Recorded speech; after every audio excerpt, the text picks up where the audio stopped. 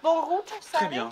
Oui, oui, très bien. Pas trop de monde? Non. Rome et Nathalie arriveront aussi, tu vois, à partir de 19h. D'ailleurs, Justin, si vers 5h, tu peux venir avec moi, parce qu'en fait, Romain arrivant à 7h, je suis tout seul pour le décamètre. Et c'est vrai que le décamètre avec une seule personne, tu vois, c'est plus chiant à manier.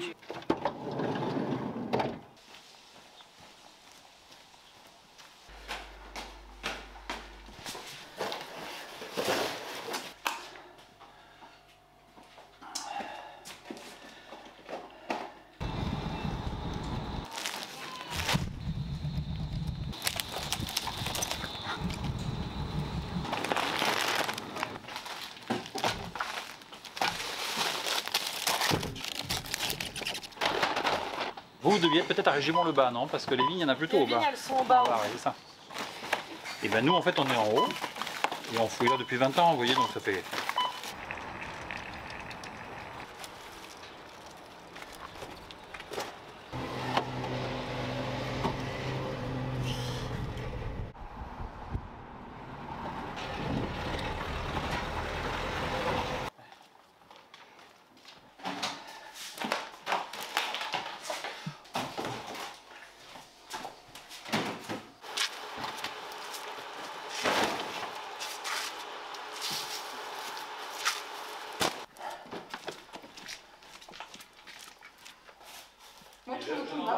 On est les premiers arrivés. Oui, les premiers. D'accord.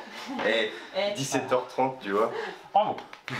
Bon, quand même, prenez le temps de boire un verre, tout ça. Est-ce que vaut mieux qu'on se change peut-être du coup? Ouais. En voiture, très bien. On va juste repérer les fenêtres que le tractopelle va ouvrir demain matin. Ok. À la fin de chaque campagne, on remblait entièrement les zones qu'on a fouillées. Ouais. Pardon, Lucie. Ah, bonjour Lucie, très bien.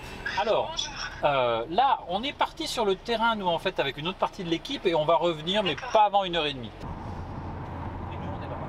C'est un domaine, en fait, qui s'appelle Régis-Mont-le-Haut. Ça, c'est la maison de domaniale.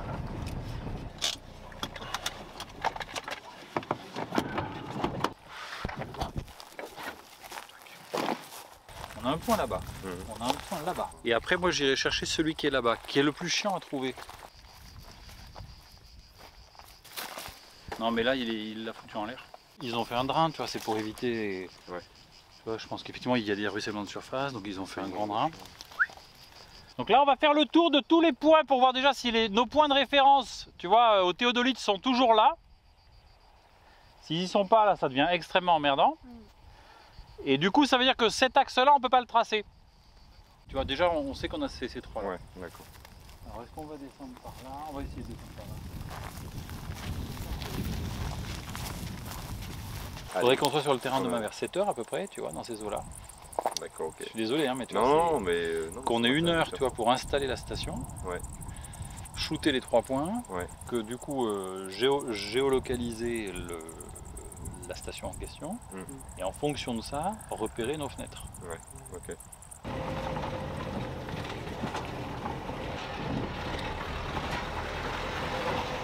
Ça va bien? Louise, Romain, enchanté. En fait, ce qu'ils ont niqué, c'est celui-là. Celui-là, vous ne retrouvez pas. Ouais, ça c'est niqué. Celui-là, vous l'avez. Vous avez celui-là et celui-là. On a ça, ça et ça. Mais c'est parfait. Donc ça fait 1, 2, 3. Et on fait un backup derrière sur le pylône ou sur celui-là. Il est niqué. Mais c'est parfait. Celui-là, il est niqué. C'est impeccable. Et celui-là, on l'a pas retrouvé. Mais c'est bien. Et je pense qu'il est niqué. Parce que du coup, tu sais, il faut toujours avoir au moins quasiment un 180. Quoi. Quand François dit on n'a pas de point de ref, c'est faux. On a plein de points de ref pour géoréférencer après. Mais c'est pour l'ouverture en fait. Qu'on n'a plus dans l'axe de carroyage. Donc en fait, c'est pour ça qu'on peut pas ouvrir. Quoi. Très bien. Moi, je vais pas tarder à aller à la gare pour chercher du monde. Je pense que ce soir vont arriver aussi Maxime et Eline, j'espère que je prononce correctement, qui arrivent en voiture, eux, par leurs propres moyens. Et là, je vais chercher 5 personnes à la gare en tout.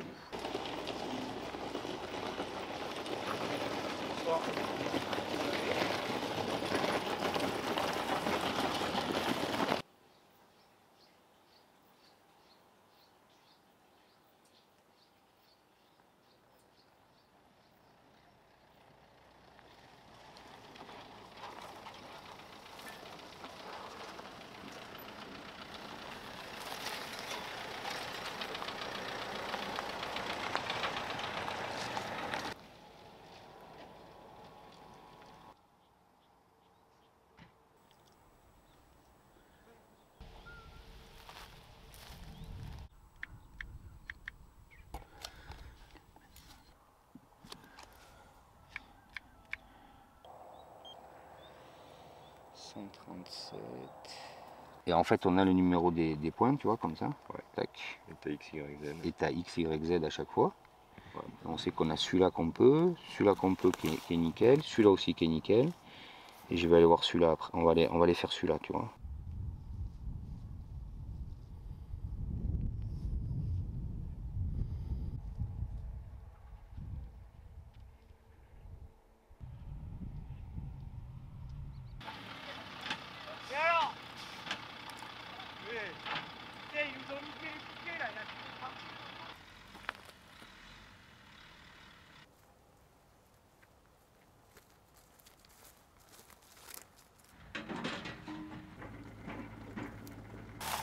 Adieu. Ça va? Comment tu vas? Ouais, ça va. L'an dernier, tu avais ouvert quelque chose qui en gros était comme ça. Cette année, en fait, ça on a fini de le fouiller. D'accord. Presque, tu vois. Il reste que des contrôles, mais vraiment très peu de choses à faire par ici. Ça, on a complètement fini de le fouiller. Ça, par contre, c'est pas fini de fouiller. Du coup, on va te faire ouvrir une fenêtre ici, tu vois, qui fait à peu près 6 par 8. Mais elle n'est pas encore tracée, elle, justement. Tu vois, on va le faire dans un deuxième temps. Et on va te faire ouvrir une autre fenêtre, tu vois, à 5 mètres de distance, qui fait 8 par 8. Du coup, tu vas pouvoir attaquer en ici, par exemple, tu vas plus progresser par exemple comme ça. Ça, ce serait parfait. Comme ça, tu as déjà, tu vois, ce 8 par 8 à faire. Pendant que tu avances le 8 par 8, d'autres vont venir tracer celui-ci, si tu veux. Donc, pour pas te faire perdre de temps. Vous avez du monde cette année-là? Ils sont 15 à peu près, ouais. Excusez-moi, il faut que je le prenne. Mais bien sûr, oui, prends, bien sûr. Allô?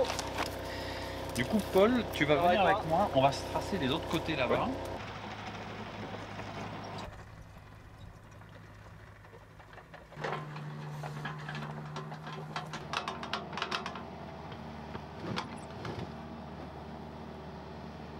Pas la peine de venir jusqu'à la coupe, tu n'as qu'à reprendre du fond là. Normalement là, on doit avoir le rebord là.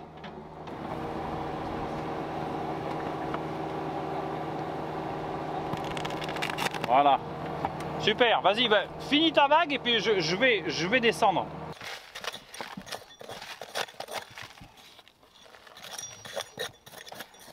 Alors, très bien, on a notre rebord. Donc là, du coup, voilà, maintenant je sais où on est.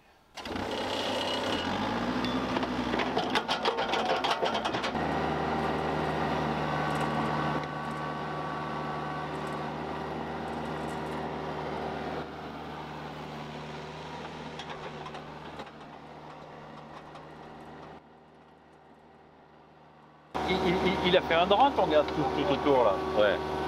Et du coup là, tu sais, il nous a fait sauter les repères là-haut et là-bas. Alors du coup hier, on n'a pas pu tracer les fenêtres comme on fait d'habitude. J'ai remis les repères au bon endroit. C'est ça. Tu vois.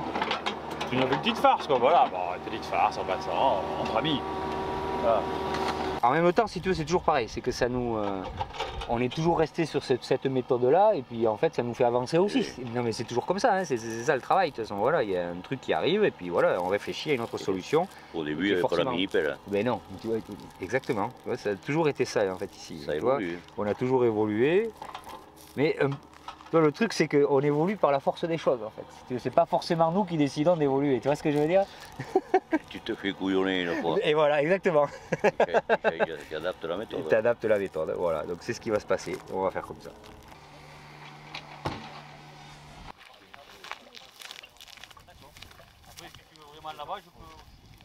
Ceux qui étaient là l'année dernière, bon, vous reconnaissez un peu les lieux, mais même pour savoir exactement où on est, c'est pas évident. Comme là-bas, c'est déjà nettoyé, il a déjà fait son travail lui, vous allez pouvoir commencer à nettoyer. Prenez des truelles, des seaux, des pelles, et puis on se retrouve là-bas.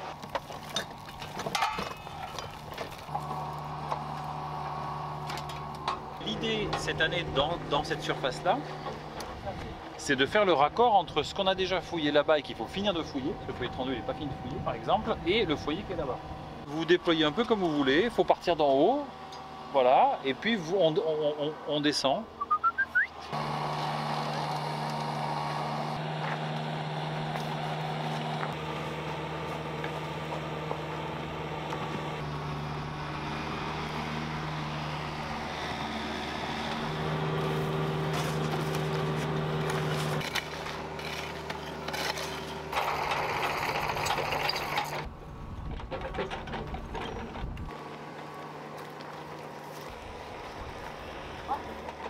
Allez, où? On fait ça.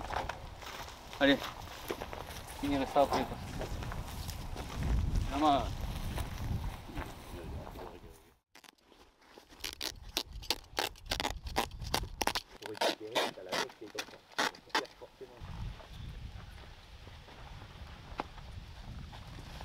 Donc ce qu'on va faire, c'est que là, on va finir le nettoyage de cette zone. Vous vous démotez doucement, en faisant gaffe de ne pas crever la bâche en dessous. Un petit coup de balai, hop, et puis on y va, on part de là jusque là-bas. Et dès que c'est bien nettoyé, on découpe la bâche et là on est directement sur le sol, quoi. Comme vous voulez, si vous préférez aller nettoyer là-bas, là pas vraiment. L'important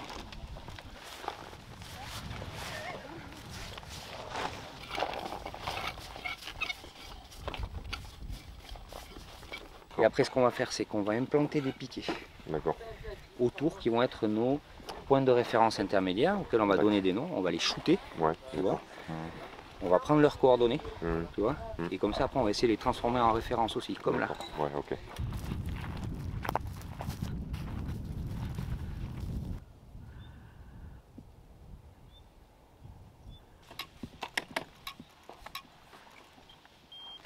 C'est bon?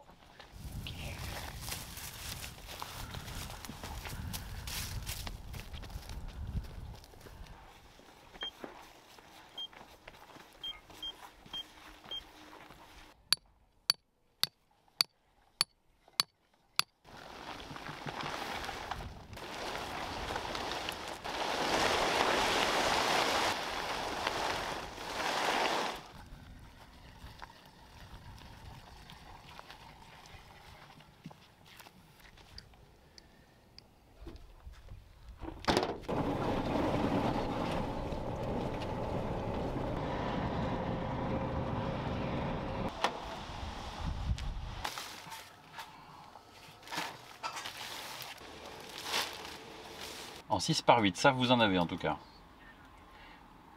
180 grammes. Et vous en avez plusieurs? 2, d'accord. Bon, écoutez, c'est toujours bon à savoir. Ok, bah écoutez, merci beaucoup madame. Bonne journée à vous. Au revoir. Et là, avec les orages qui prévoient, nous, si ça prend la flotte, ça se ravine et ça fout tout en l'air. Voilà. Oh bah c'est gentil.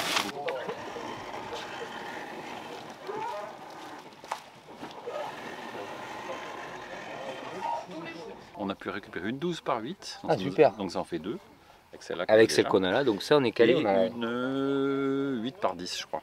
Ok, et le poids, c'est des lourds alors. C'est des lourdes. Là, c'est les 240 grammes au mètre carré. C'est des bâches de couverture en fait, c'est ça. Voilà. Ça va pas été évident. On va devoir bien réfléchir à ce qu'on fait, hein, Morum, parce que T'as raison, on n'a pas. Là, il aurait fallu une 15 par 10. c'est sûr. On n'a pas de 15 par 10. Tout ce domaine, qui s'appelle une campagne ici, appartient à André Bouscaras, le père d'Éric que vous avez vu hier. Et lui, cet homme, aurait certainement voulu être archéologue. Alors évidemment, ça a du sens pour nous, parce qu'en fait, c'est parce qu'il s'intéresse à l'archéo qu'il va découvrir le site.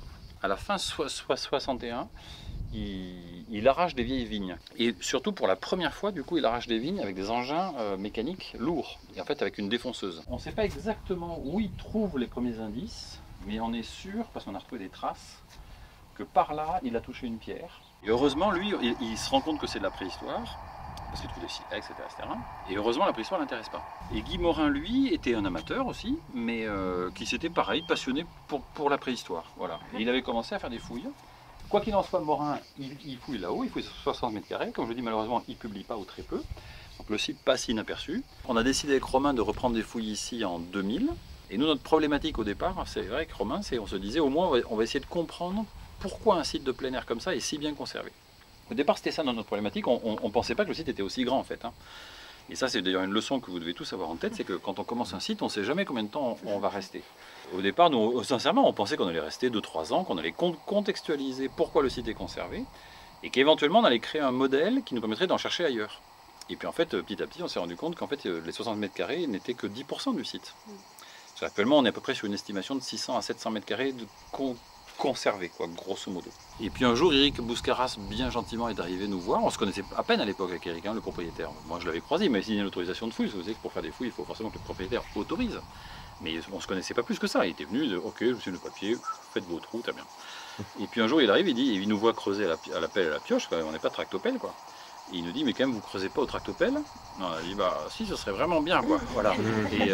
Et parce qu'en fait, moi, je reconnais que ça, c'est un peu ma naïveté. J'avais pas osé, chez quelqu'un que je connais pas, débarquer au tractopelle. J'avoue que je le connaissais pas assez pour être sûr qu'il allait accepter, quoi. Et en fait, c'est lui qui nous a proposé en disant, bah si, bah prenez un tractopelle. Et à l'époque, il y avait un gars qui travaillait qui louait des tractopelles, là, qui était juste derrière, là. Il nous a loué un tractopelle comme en branlant, une espèce de truc avec le bras, il était comme ça.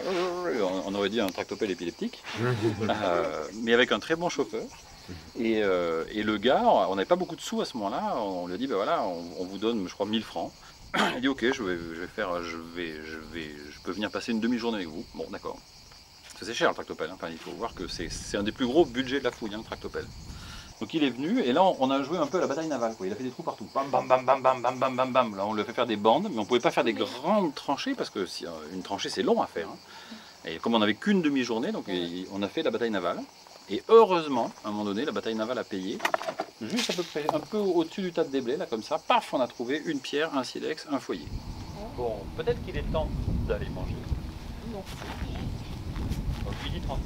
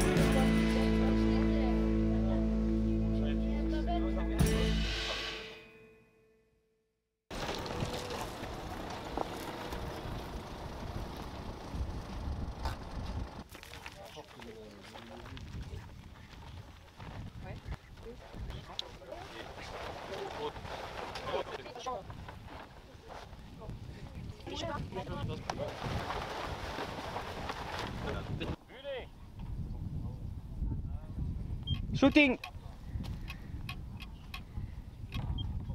Ok.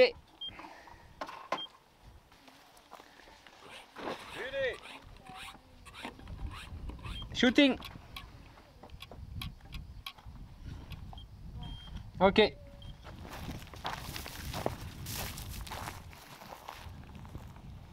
Bullet.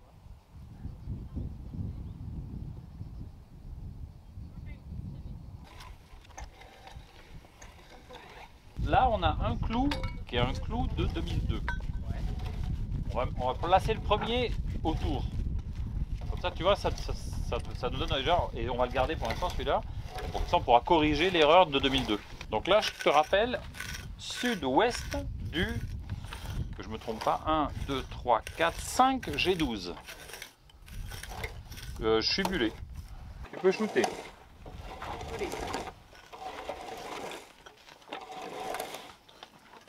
Bingo. Bingo loto. 0 à Y et 3 mm en I. Vous l'aviez déjà renfoncé celui-là, hein, je crois. Ouais. Et du coup, tu laisses les deux clous? Oui, parce que du coup, quand on fera nos relevés, on indiquera la position du clou de 2002. Puis on l'arrachera. Comme ça, on garde la marque de l'erreur, tu vois, qui n'est pas énorme. Tu vois, de 3 cm dans l'axe nord-sud qu'on avait en 2002.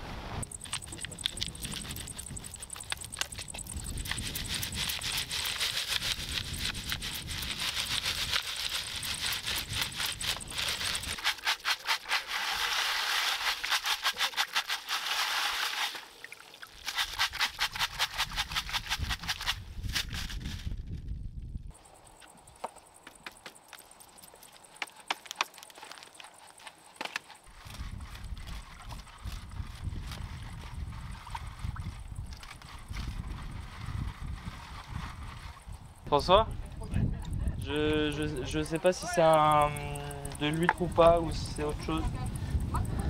J'en ai déjà vu, mais c'est compliqué.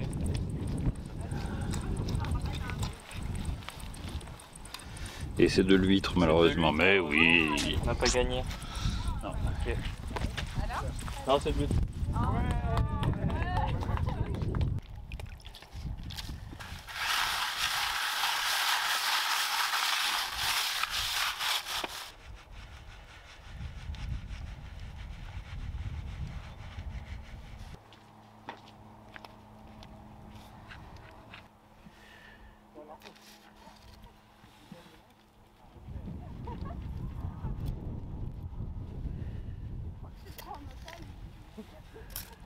Ça, c'est pas prélevable. Parce que voilà, c'est juste une mini tâche. Si on met ça dans un sachet, ça sert absolument à rien. Donc ça veut dire que là, vous avez juste à écrire NP, non prélevé, à côté des punaises, un petit Z et zou. Pareil pour ce truc charbonneux là. Ça pareil, ça on ne prélève pas non plus.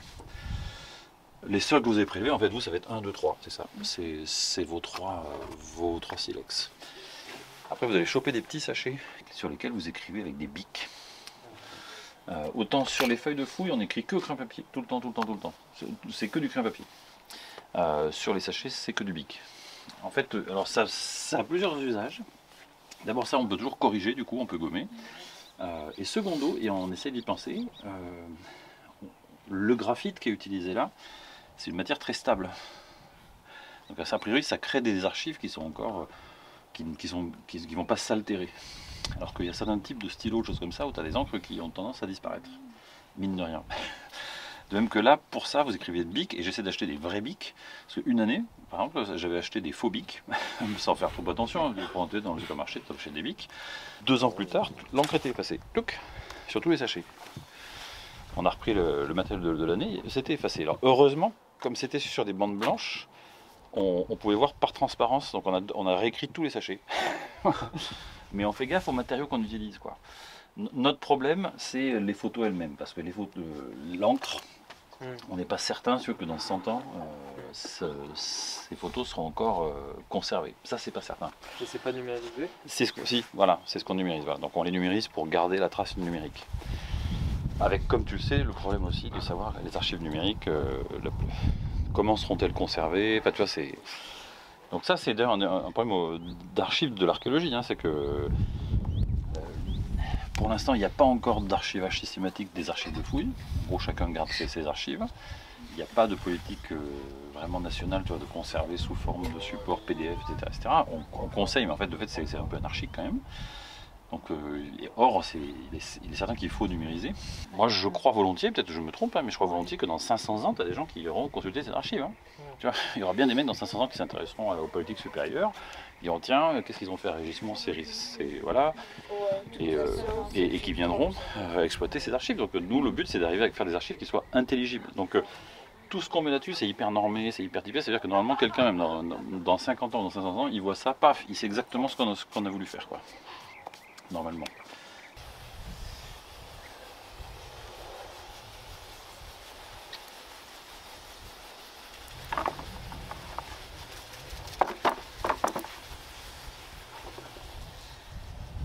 On voit bien hein, quand c'est bougé.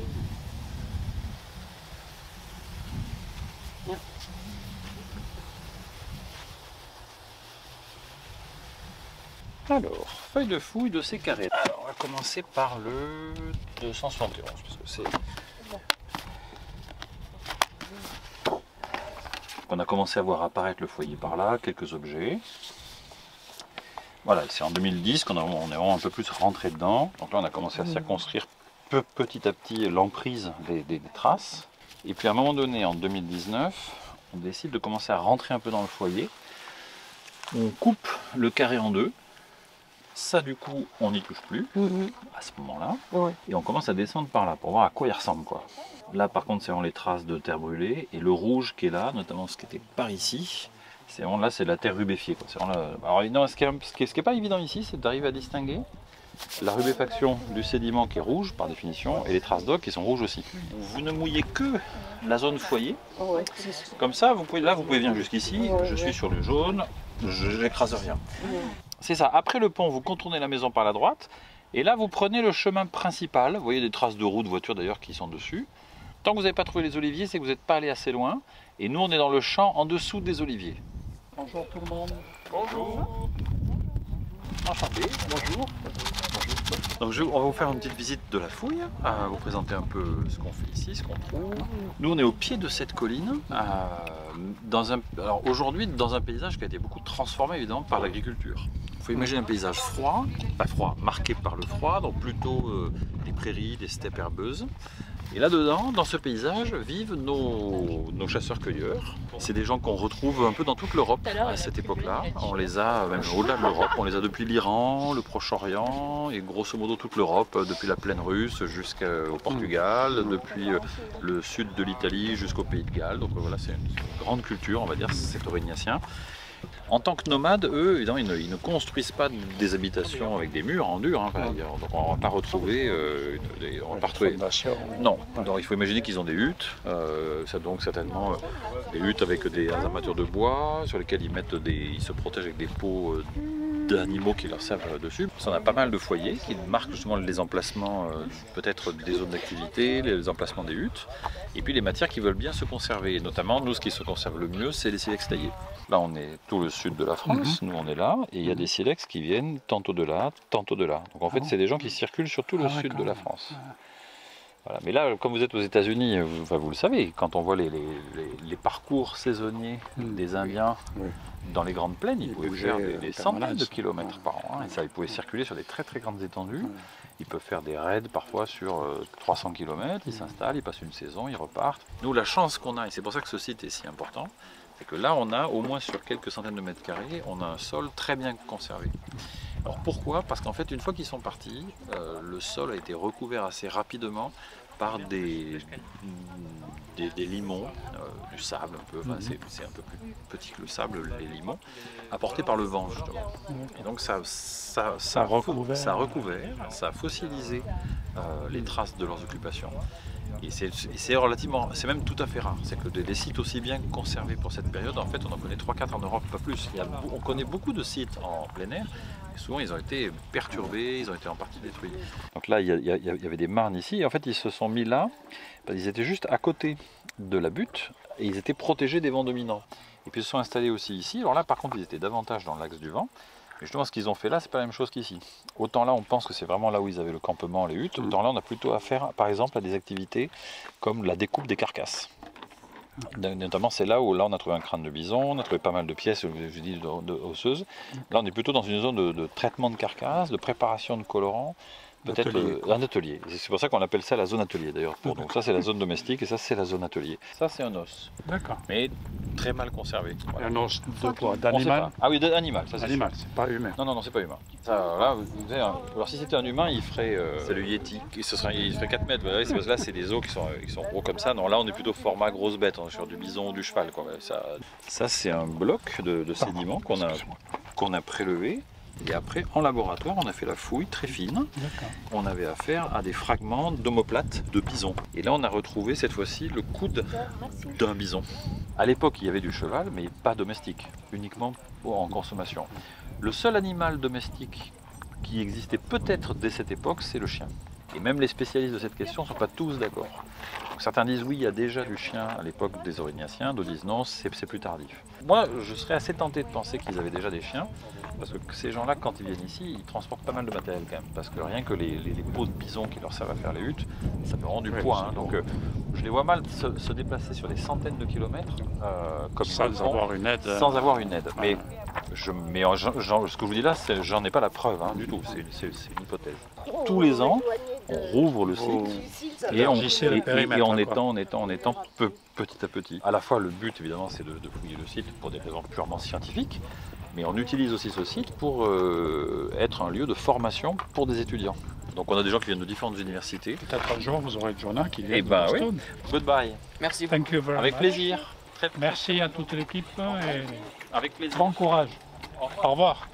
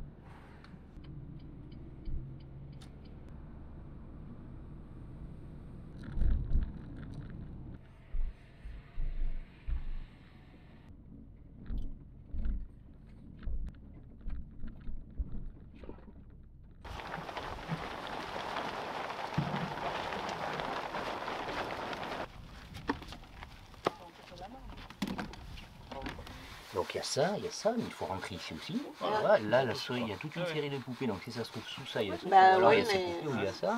Mais il y a pas Oui, oui, tu rentres là-dedans, tu grattes, il faut y aller maintenant, parce que là, Ah, on va pas y d'accord. passer, 25 ans. Je hein. croyais On sait pas où on qu'on est. restait comme ça. Là, on voit rien du tout. Là. Tu vois, on a une masse bombée avec des taches un peu partout, des trucs surcreusés, une rigole ici. D'accord. Donc là, on voit la structuration, on la perd en fait. Oh, Tu vois, par crainte, mais par crainte de perdre de l'information, en fait, on en rajoute et on voit rien. Donc, Là, faut y de toute aller façon, quoi. ce coin, on est plutôt. C'est des ocres là, tout ça, qui sont, encore en surélévation. tu sais, tu m'as pris mon truc. Là aussi. Incroyable. Donc là, et l'objectif, c'est, écoutez tout, l'objectif c'est ça. Là, on a une surface qui est là, donc vous voyez bien que cette surface-là, où on voit très bien la sole qui Ouais, commence à se ouais, dessiner, bien là, sûr. elle est perdue. Donc là, ça se dessine quelque chose. Maintenant, il faut voir qu'est-ce qui se passe là-bas. En sachant que l'objectif, c'est de faire une surface assez plate en laissant le bloc micromorpho ici, Ouais. découpe ici. D'accord. L'objectif, c'est ça. Mais il faut y aller. Il faut gratter, quoi. Tu vois, on ne s'arrête pas à tout au millimètre. Parce que sinon, on va pas s'en sortir, quoi. Là. D'accord. Là, on y est encore pour 15 ans. Quoi, tu vois. Ouais, d'accord. Donc là, il faut vraiment y aller. Il faut On y rentrer va. dedans. On y va. Il faut prendre des risques parce que sinon on ne comprend pas là. On peut pas diriger, on peut pas vous orienter la fouille parce qu'on sait pas, on voit rien. D'accord. Moi c'est mon avis quoi. Tu vois. Ah, mais c'est sûr. Mais tu vois, à un moment donné il faut y aller quoi. Non, mais je suis d'accord, c'est pour ça que tu vois. Là c'est. De toute façon, le relevé de la périphérie, on le garde. Moi, ça Oui. m'intéresse qu'on ait ce relevé de Non mais périphérie. il y a rien à toucher. Mais c'est sûr. Là, je suis d'accord que il faut descendre là, il faut descendre là. Et c'est quand même un peu l'inverse qu'on a fait là. Si on a toute la périphérie, on n'a pas le cœur. Donc là c'est quand même un problème pour diriger la fouille, tu vois. Et la périphérie est déjà bien surcreusée quoi, tu vois. Ah oui, ça c'est sûr. Ça va être compliqué, tu vois, à illustrer, tu vois, qu'est-ce qui se passe ici, comment on va faire la connexion entre ça et ça, parce qu'on n'a pas attaqué ça, tu vois, il y a plein de choses, tu vois, qui, là, du coup, voilà, je pense qu'il faut y aller, François, il n'y a pas de problème.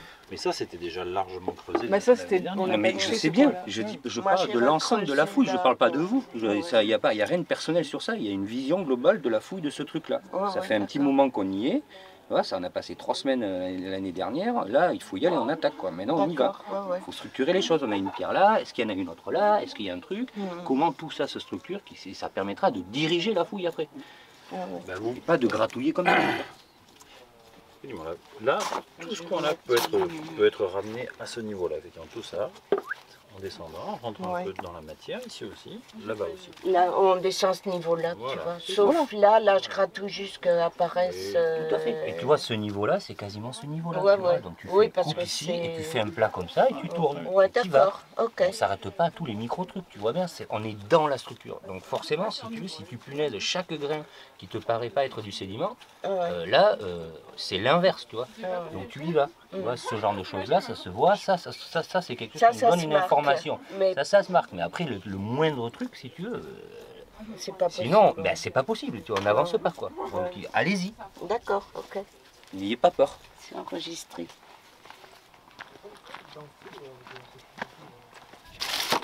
That one is better. I need also a bucket. When we start to work in a square, the idea, as you remember what we explained yesterday, or no, it was before yesterday. Yeah. The idea is really to be able to recognize each artifact for sure, and to keep the precise position of each of them in the space, in the general space of the site.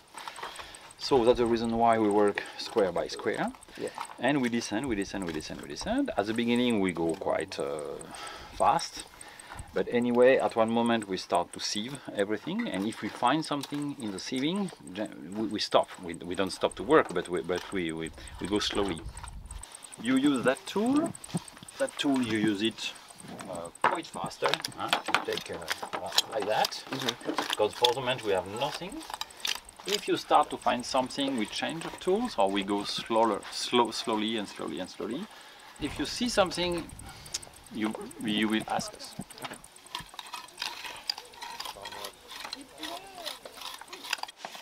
Là, même la mythologie. Oui, bien sûr. Dans le sud de la France, il y a ce genre d'expérience. On va passer à autre chose que simplement de la droite.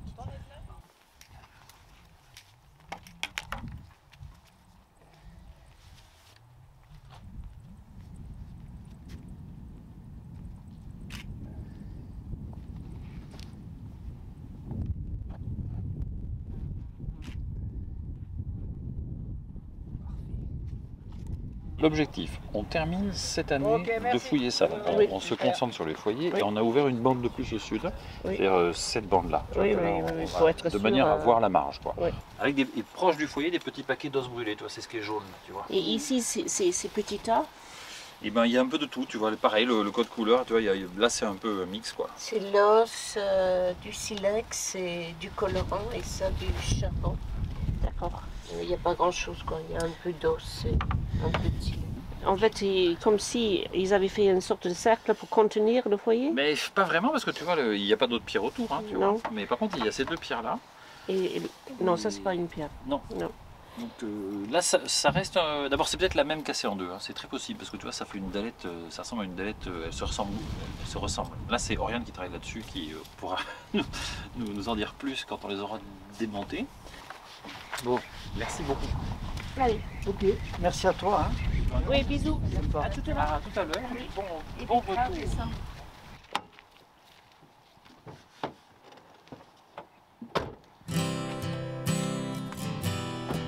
On permute comme ça.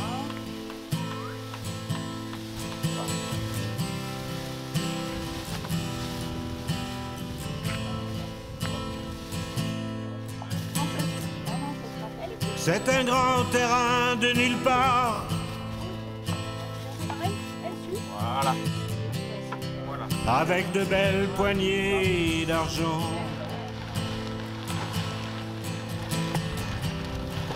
La lunette d'un microscope,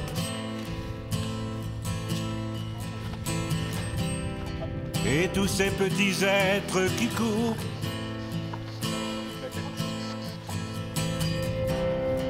Car chacun va qu'à son destin.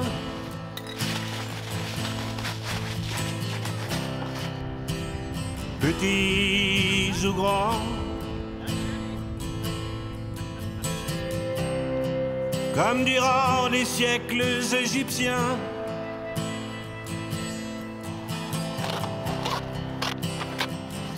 Péniblement,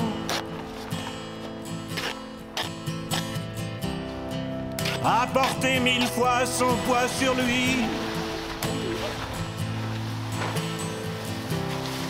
Sous la chaleur et dans le vent.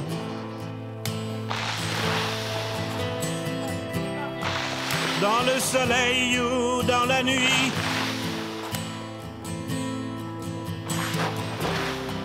Voyez-vous ces êtres vivants?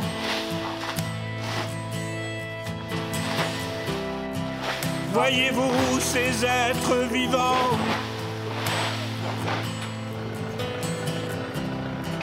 Voyez-vous ces êtres vivants?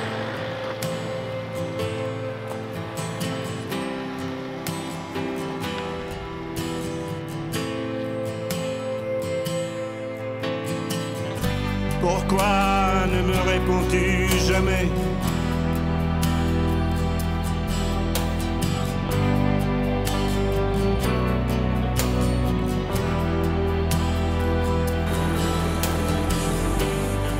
Sous ce manguier de plus de 10 000 pages, à te balancer dans cette cage, à voir le monde de si haut,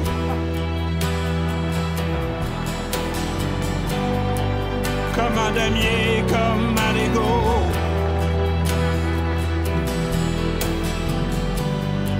Comme un imputrescible radeau, comme un insecte mais sur le dos,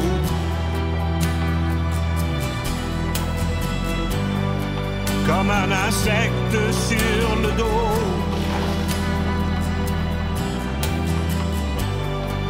comme un insecte sur le dos.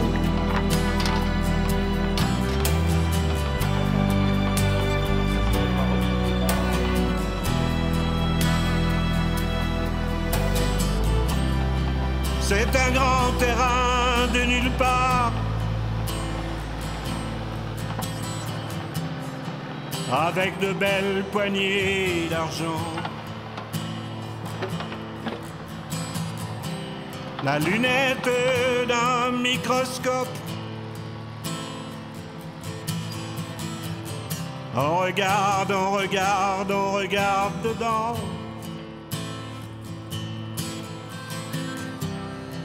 On voit de toutes petites choses qui luisent. Ce sont des gens dans des chemises. Comme durant ces siècles de la longue nuit, dans le silence ou dans le bruit, dans le silence ou dans le bruit, dans le silence ou dans le bruit.